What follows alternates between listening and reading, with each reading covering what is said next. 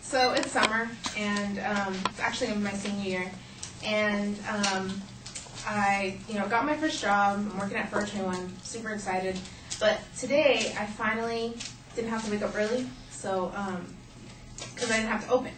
So I turn over, and I'm like, oh, it's probably like 11 o'clock. I finally slept in, and I look at the clock, and it's like 7:50. I'm like, oh, seriously, like, you can sleep in. So I turned over and laid back down. I was like, no, this is ridiculous. You have to go to sleep.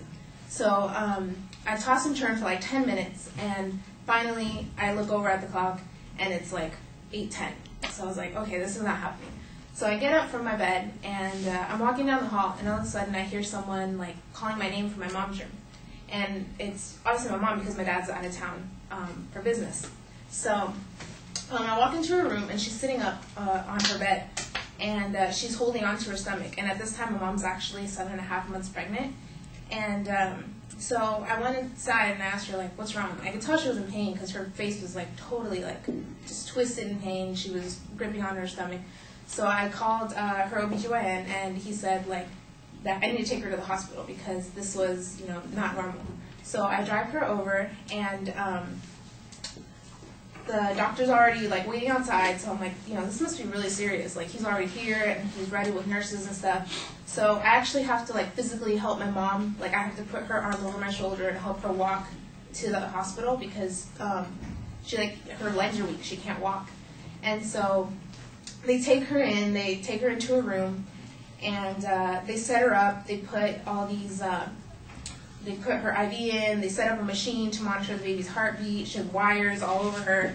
And, I'm, like, freaking out. I don't know what's going on. And the doctor leaves, and he comes back, like, an hour later, and he's like, okay, so there's, like, complications with pregnancy. Even though she's 7.5 months pregnant, she's already having, like, contractions. And another thing is that the baby's heartbeat is becoming irregular because she's losing amniotic fluid. So, like, if the level of the amniotic fluid gets too low, the baby's going to be like a fish out of water, and she's not going to last too long. And so they tell my mom they have to perform a C-section. They got to get her out of there. And but in doing this, it could also their main concern is that her lungs aren't going to be developed enough, so this could bring, like, respiratory problems in the future. And so, but they decided it's just the best thing to do. And so they get her ready, like, they prep her and stuff, and I'm calling my dad, like, continuously, like, trying to get a hold of him. And so he finally picks up, and I tell him what's going on, and he's all the way in San Diego. It's like 4 o'clock in the afternoon, and he can't make it. It's like peak traffic hours, and they just gotta, get her ready, get the baby out of there. And so the doctor says that, like, I can go in with her. And so at first I'm like, no, I don't want to. Like, no, I'm not gonna do that. So, but finally I was like, okay, I need, she needs support. She's probably just as scared as I am. And so they give me one of those little coat things, and they'll put those slippers over my shoes, and I walk in, and I sit down next to my mom, and, holding her hand, and they put up the curtain, and they start, like, just getting the baby out of there.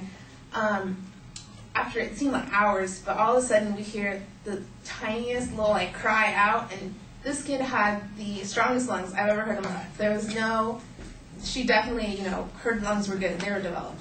And she was just crying and crying, and they checked her real quick, and they swaddled her, and as soon as they gave her to my mom, she just stopped crying. And she was good, and she was quiet, and my mom handed her to me, and she was so small. She fit in my hands, like both my hands, perfectly.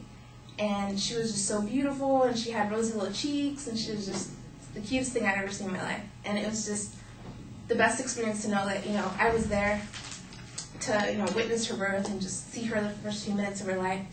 And that was the best experience of my life.